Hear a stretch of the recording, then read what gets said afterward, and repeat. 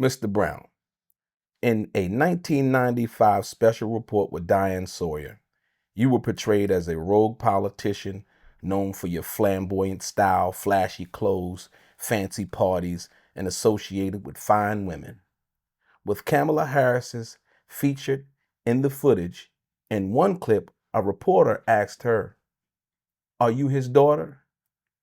Given that this footage is now resurfacing just hours before Kamala Harris's first debate against Donald Trump, what are your thoughts on how this portrayal may impact the public's perception of both you and Kamala Harris today? And do you believe this has any relevance in the current political climate? I don't think that it will prove to be a disability as one would try to make it for use on Donald Trump's behalf. After all, Donald Trump has been convicted of the 34 counts of things that he was doing on the money side, but even more dramatically, he has been accused and in civil proceedings held accountable for trying to hide his relationship in which he paid for, period.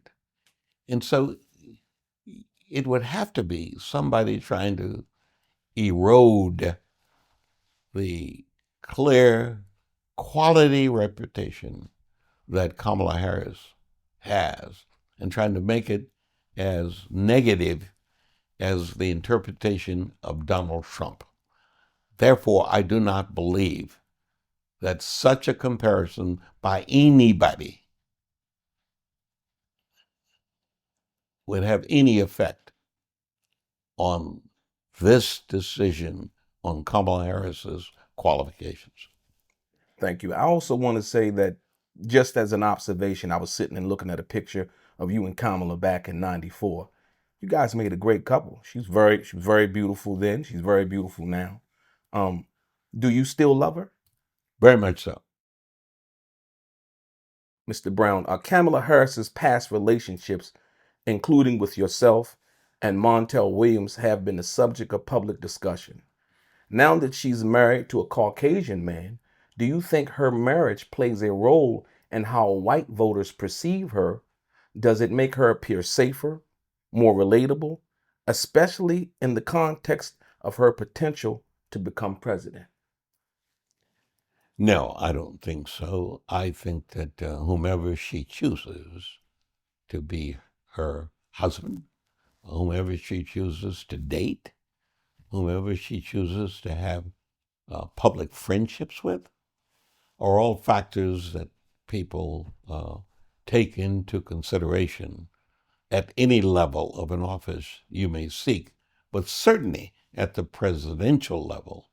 And it's part of the judgment that you should be demonstrating and have demonstrated over the years of your being, period.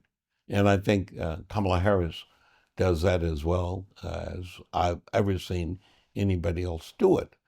And I, for one, do not believe she should be burdened with assumptions being made by any of us with reference to her friendships, her acquaintanceships, without some connection between her doing her duty as a deputy district attorney, her doing her duty as a senator, or who doing her duty as a president or a vice president for that matter, unless there's something about those relationships that in the minds of an individual would be inconsistent with her being able to do the job.